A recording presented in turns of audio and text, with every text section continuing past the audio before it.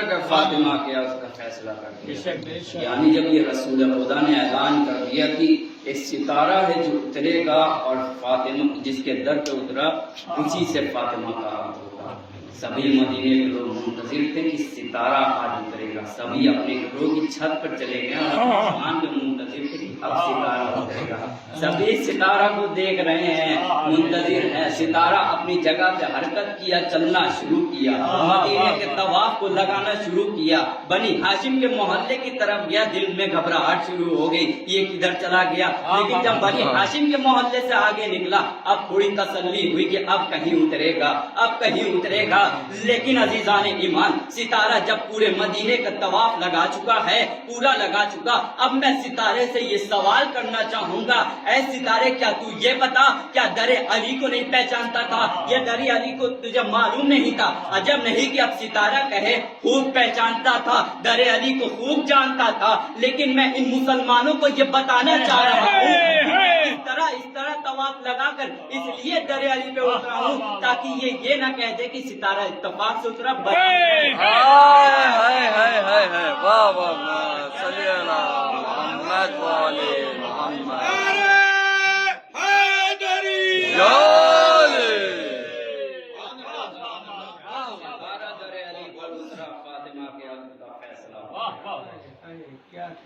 اب اگلی آیت کی طرف بڑھتے ہیں کہ خدا مند عالم نے کیا کہا. پہلے والنجمی اذا ہوا، ستارے کی قسم جب وہ ٹوٹا، در علی پر آ گیا، فیصلہ ہو گیا کہ فاطمہ کا عقد علی سے ہوگا. اب اگلی آیت کہ ما ضل صاحبکم وما غوی، تمہارا رسول، ترجمہ یہی کہ تمہارا ساتھی نہ کبھی بہتا نہ کبھی گمراہ ہوا. لیکن یہی بات ہے کہ تمہارا رسول نہ کبھی بہتا نہ کبھی. اگر رسول بہک جاتے تو ہمیں راہ راست پہ کون لاتا؟ رسول اس زمین پر آئے اور خود اتنا سچ بولنے کی تلقین پڑھ لی ہے کہ لوگ کو وہ پہلے یقین دلایا اور اپنے آپ کو پہلے اتنا صادق بتلایا کہ لوگ ان کی بات پر یقین کر سکیں. لیکن رسول خدا نے پہلے خود اتنی عبادت کی، تب لوگوں کو تعلیم دی عبادت کی. تو پہلے خود اتنی عبادت کی کہ اب خدا بند عالم کو کہنا پڑ گیا یا ایھا المزمل قم اللیل الا قلیل. سورہ مزمل آیت ہے کہ خدا بند عالم جب رسول نے اتنی عبادت کی تو اب خدا بند عالم کو کہنا پڑ گیا یا ایھا المزمل قم اللیل الا قلیل، اے رات کو چادر اوڑھ کے سونے والوں، راتوں میں اٹھو ذرا. یعنی عزیزان ایمان، رسول نے پہلے خود اتنی عبادت کی کہ خدا بند عالم کو یہ کہنا پڑ گیا یا ایھا المزمل قم اللیل الا قلیل. اب آپ اپنے آپ کو سورہ مزمل کے ترازو میں تول کر دیکھیں کہ رات بھر کھڑے ہو کر عبادت کرنا اور ہوتا ہے اور رات بھر جاگ کر عبادت کرنا اور ہوتا ہے.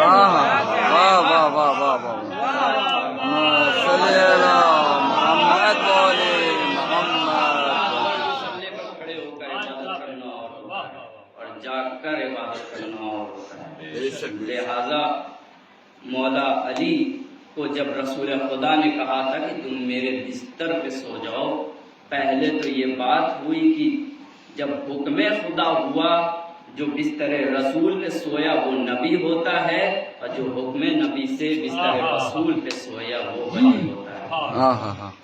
تو بستر رسول پر علی سو گئے. لوگ منتظر یہی تھے کہ لوگ سوچتے تھے رسول سو رہے ہیں بستر پر، لیکن حقیقت میں تو بستر پہ علی سو رہے ہیں. پہچان نہ سکیں علی کب ان کے رسول کب ان کے درمیان سے گزر رہے ہیں. بستر رسول پر علی آرام سے سو رہے ہیں، کوئی وہ نہیں.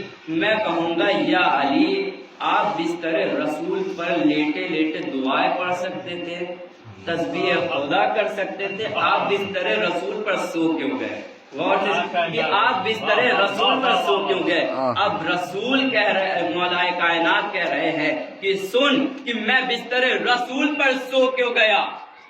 مولا کائنات فرماتے ہیں کہ میں بستر رسول پر اس لیے سو گیا، اس کی دو وجہ ہے. ایک تو حکم نبی تھا، دوسرا نصیریوں کا جواب دینا.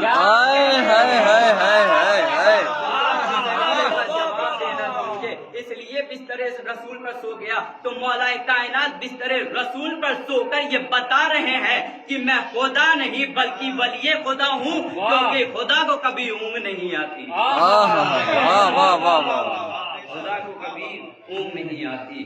لہذا مولا کائنات کے بڑے دشمن تھے، انہیں کبھی اگر کوئی حد سے آگے نکال دے تو وہ بھی خراب ہے، جو پیچھے ہٹا دے وہ بھی خراب ہے۔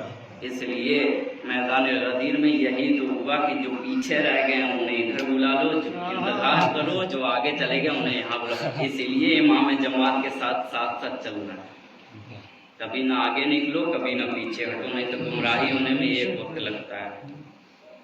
تو مولا کائنات اتنے متقی انسان، لوگ ان کو خدا کہنے لگے، کیوں؟ کیونکہ علی رات بھر عبادت کیا کرتے۔ تو عزیزان ایمان، یہی عبادت مولا کائنات جب رات بھر کیا کرتے تھے، جب نماز شب پڑھا کرتے تھے تو دعاؤں میں کیا مانگا؟ ایک ہی مرتبہ، مجھے عباس جیسا بیٹا تھا، یعنی مولا کائنات نے یہ کیوں مانگا؟ مجھے بہادر اور وفادار بیٹا عطا کر میدان کربلا کے لیے، کہ میرا فرزند حسین کا مددگار بنے۔ لیکن ہائے کربلا، ان کو یہ نظر نہیں آیا کہ یہ کس کے گھرانے کے ہیں۔ عزیزان ایمان، جب 10 محرم کی تاریخ آئی، خیمے میں پانی ختم ہو چکے تھے، بچے 3 دن کے بھوکے پیاسے تھے، سبھی بچوں کی صدائیں بلند ہو گئی۔ ہائے مولا عباس جب خیمے کی طرف بڑھے، کیا دیکھے بچے رو رہے ہیں پیاس سے۔ سکینہ آ کے کہتی ہے، اے چچا عباس پانی کی سبیل کر دے، ہم بڑے پیاسے ہیں۔ مولا عباس نے کبھی کوئی قدم نہ اٹھایا سوائے اپنے آقا حسین کا، جب تک حکم نہیں ہوا کوئی کام انہوں نے انجام نہ دیا۔ عزیزان ایمان، مولا عباس جب امام حسین کی بڑی باتیں ہیں، کہتے ہیں، اے آقا حسین مجھے جنگ میں جانے کی اجازت دے۔ مولا حسین کہتے ہیں، اے بھیا عباس میں تمہیں کس طرح جنگ میں جانے کی اجازت دے دوں؟ تم میرے لشکر کے علمبردار ہو، میں تمہیں کس طرح جانے کی اجازت دے دوں؟ مولا عباس فرماتے ہیں کہ اے آقا حسین کس لشکر کا علمبردار؟ جس کے لشکر کا نہ قاسم ہو، نہ اکبر ہو، نہ اونو محمد ہو۔ ہائے رے مولا عباس، میدان میں جانے کی اجازت تو نہیں مل رہی۔ مولا حسین کہتے ہیں کہ ہاں جنگ میں اجازت نہیں دیتا ہوں جانے کی، مگر ہاں ہو سکے تو بچوں کے لیے پانی کی سبیل کر دو۔ میں مولا عباس چلے، خیمے میں سوکھی ہوئی مشق سفینہ اٹھائے، میدان کربلا کی طرف روانہ ہوئے۔ مولا عباس کی نظروں کو دیکھ کر فوجیں بھاگنے لگی۔ یہ وہ لشکر، یہ وہ عباس ہے جو لشکر کو چیرتا ہوا دریا تک تو پہنچ گیا، لیکن عزیزان ایمان جیسے ہی پانی کو چلو میں لیتا ہے نا تو سکینہ کی پیاس یاد آ جاتی ہے۔ عباس چاہے تو پانی پی لے لیکن پانی نہ پی سکے، کیوں؟ کیونکہ ابھی چھوٹے چھوٹے بچے پیاسے ہیں۔ ہاں عزیزان ایمان، مولا حسین بھی پیاسے ہیں، کس طرح یہ پانی پی لے، لیکن سوکھی ہوئی مشق سکینہ کو پانی بھرتے ہیں، لے کے فرات سے روانہ ہوتے ہیں۔ فوج اشقیہ دیکھتی ہے کہ عباس پانی لے کے جا رہے ہیں، سپہ سالار نے حکم دیا کہ پانی خیمہ حسینی تک نہ پہنچنے پائے۔ عباس روانہ ہو رہے ہیں، پانی لے کر تیزی سے بڑھ رہے ہیں کہ کسی طرح پانی کو پہنچا دے۔ ایک شخص نے ایسا وار کیا کہ میرے مولا کا دایاں بازو قلم ہو گیا۔